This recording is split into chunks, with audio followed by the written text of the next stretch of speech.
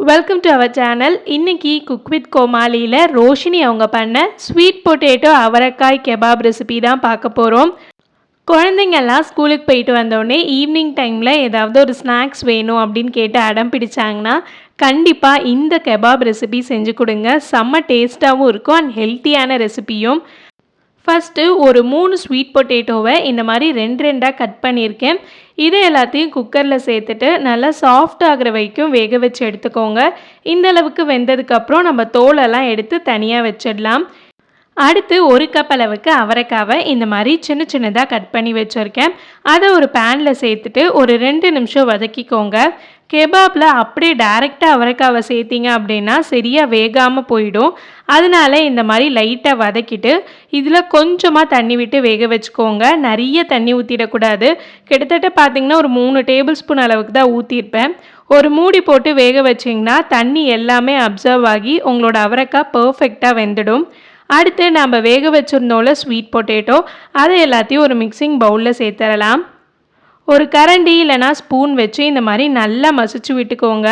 கட்டிலாம் எதுவும் இல்லாத மாதிரி பார்த்துக்கோங்க. அடுத்து நம்ம வேக வச்ச அவரைக்காய் கூடவே 1 கப் அளவுக்கு கட் பண்ணி வச்சுருக்க வெங்காயம் அண்ட் 2 பச்சை மிளகாய் கட் பண்ணி வச்சுருக்கேன், இதையும் சேர்த்துக்கலாம். கொஞ்சமாக கொத்தமல்லி இலையும் கட் பண்ணி சேர்த்துக்கலாம். இப்போ இதில் ஒரு அரை டேபிள் ஸ்பூன் அளவுக்கு இஞ்சி பூண்டை இடித்து வச்சுருக்கேன், அது சேர்த்துக்கிறேன். அடுத்து ஒரு 1.5 டேபிள் ஸ்பூன் அளவுக்கு குழம்பு மிளகாய்த்தூள் சேர்த்துக்கிறேன். இதில் ஆல்ரெடி மல்லி போட்டு அரைச்சதுனால நான் எக்ஸ்ட்ரா மல்லித்தூள் எதுவும் சேர்க்கலை. இப்போது இதில் ஒரு அரை டேபிள் ஸ்பூன் அளவுக்கு கரம் மசாலா சேர்த்துக்கலாம். அடுத்து கெபாப்க்கு தேவையான அளவுக்கு உப்பு சேர்த்துக்கோங்க. கடைசியாக ஒரு 1/4 டீஸ்பூன் அளவுக்கு சோம்பு சேர்த்துக்கிறேன். இப்போது இது எல்லாத்தையும் நல்லா மிக்ஸ் பண்ணி விட்டுருங்க. உங்களுக்கு கையில் ஒட்டுற மாதிரி இருந்ததுன்னா கொஞ்சமாக எண்ணெய் சேர்த்துட்டு இந்த மாதிரி நல்லா மிக்ஸ் பண்ணி விட்டுருங்க.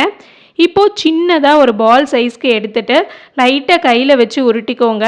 அடுத்து 2 கைக்கும் நடுவில் வச்சு லைட்டாக ஒரு ப்ரெஸ் பண்ணிங்கன்னா உங்களுக்கு சூப்பரான அந்த கெபாப் ஷேப் கிடச்சிரும். அண்ட் எட்ஜஸ் எல்லாம் வேணும்னா லைட்டாக இந்த மாதிரி ஷேப் பண்ணிக்கோங்க.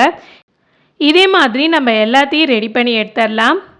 பாருங்கள், நம்மளது இப்போ ரெடி ஆகிடுச்சு. ஸோ நம்ம அடுத்து ஃப்ரை பண்ணுறதுக்காக ஒரு 2 டேபிள் ஸ்பூன் அளவுக்கு மைதா மாவு எடுத்திருக்கேன். அதை ஒரு பிளேட்டில் போட்டுக்கிறேன்.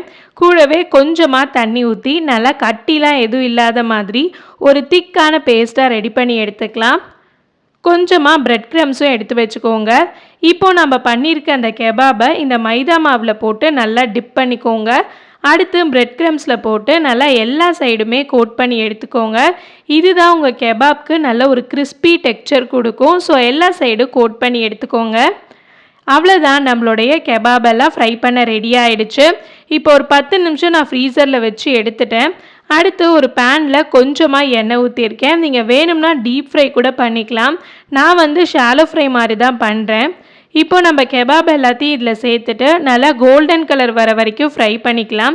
நல்லா 2 சைடுமே கோல்டன் கலர் வந்த பிறக்கும் நீங்கள் எண்ணெயிலேருந்து எடுத்துருங்க. அவ்வளோதான், நம்மளோட கெபாப் எல்லாம் சூப்பராக ரெடி ஆகிடுச்சு. ஒருவேளை நீங்கள் ஹெல்த் கான்ஷியஸாக இருக்கீங்க, நிறைய எண்ணெய் சேர்க்க மாட்டிங்கன்னா இந்த மாதிரி தோசைக்கல்லில் கொஞ்சமாக எண்ணெய் விட்டு 2 சைடு குக் பண்ணிக்கோங்க. இதுவுமே உங்களுக்கு பர்ஃபெக்டாக கிறிஸ்பியாக கிடைக்கும். அவ்வளோதான், கூட கொஞ்சமாக கெச்சப் அப்படி இல்லைன்னா மயோ வச்சு சாப்பிட்டிங்கன்னா செம்ம டேஸ்ட்டாக இருக்கும். ஸோ கண்டிப்பாக இந்த ரெசிபி ட்ரை பண்ணி பாருங்கள்.